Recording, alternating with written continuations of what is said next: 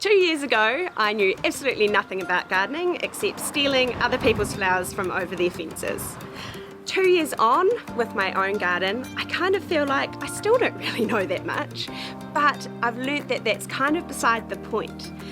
Gardening isn't really a talent, it's a whole world to be explored, and any of us can actually do it.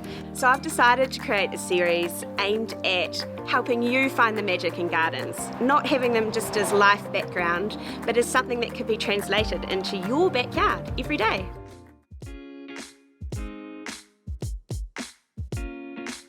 I'll take you on a tour of Christchurch, within about a 3k radius of my house. It's actually here, looking over fences while walking, rubbernecking from my car, and enjoying our city's public spaces, that I've found pretty much the foundation of my garden at large.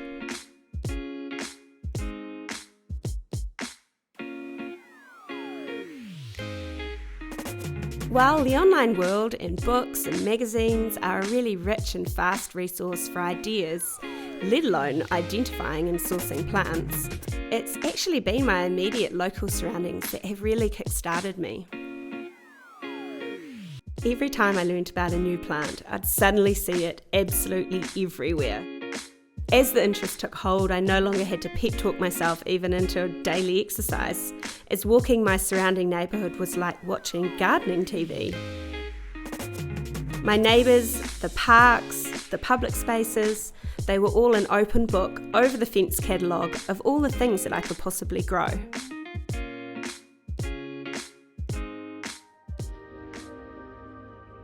Essentially, other people's experimentation gave me a leg up for my own.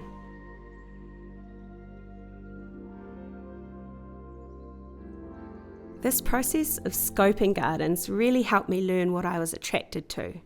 Just like putting together interior spaces, we have the same, if not more, freedom to create outdoor areas that really feel like home.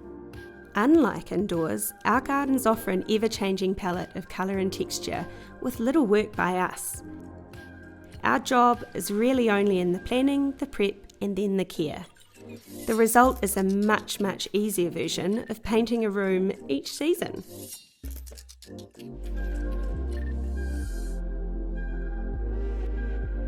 My discovery over the last 2 years is that I really love growing flowers.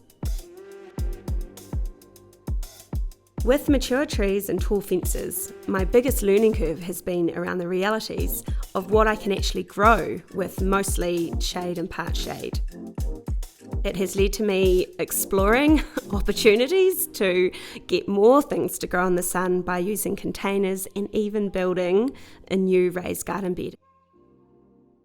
I found that, a little like my style indoors, I'm a collector, and I relish growing at least one of all the plants I've discovered along the way. This also means that I'm now comfortable knowing that my garden in winter is pretty bare. At this beginning stage of what I really hope is a new passion for you, please don't become worried about the care and maintenance of all of the things that you like. Build your wish list, familiarise yourself with the needs, the size, the growing conditions of each plant as you learn about them. I've found that caring for my garden is a total pleasure. It offers a release, it does wonders for my well-being, and all of the time I spend out there weeding or researching even is nothing to balance the satisfaction that I gain from seeing everything come to life. While on my gardening walkabouts, I've learnt the beauty of structure, form, layers of texture, colour, and even simplistic planting en masse.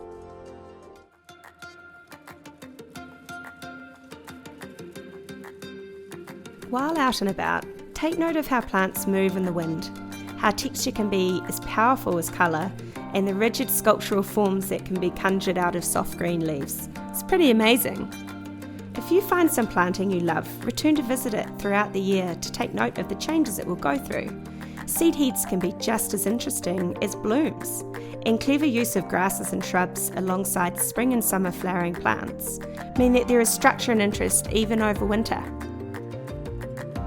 This is all stuff you'll learn, but just open your eyes to it for now.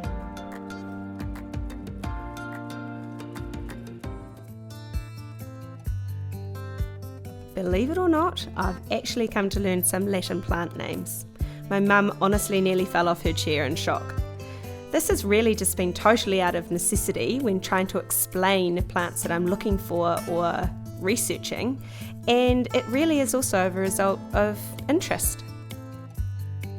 Don't be freaked out by starting off from total scratch. Like absolutely everything, it's easy to learn about stuff if you have an interest. The more plants you know, the more options you create for yourself when planning your garden and the overall effect that you want.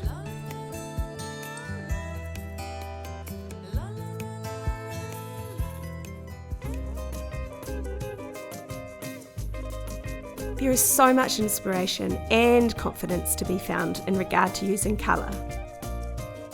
While it's certainly tempting to stick with a really restrained palette, much like we kind of do indoors, colour in the garden can be punchy or simply wild and happy. Inside rules don't apply here. More colour is more. Amazingly, Mother Nature makes sure it all just kind of works together. Open your eyes to the fun and effect of both mixing plants and planting en masse. The simplicity and rhythm of one variety repeated can feel really quite luxurious and sculptural. From paying attention to the planting around me, I've actually gained an appreciation of the full scope of what is possible.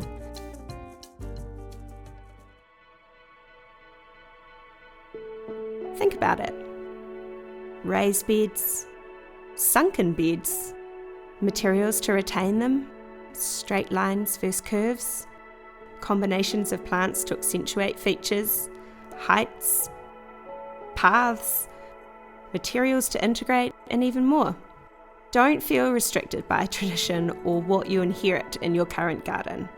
Like our homes, the design will be in motion for many, many years, and nothing needs to be immediately resolved.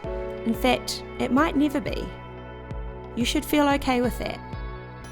Enjoy the process. Do you know this? Is it distracting because I'm going dun dun dun? I should just try to sort of hold it still. We can not do this bit. Too nice. I know, you will. Totally.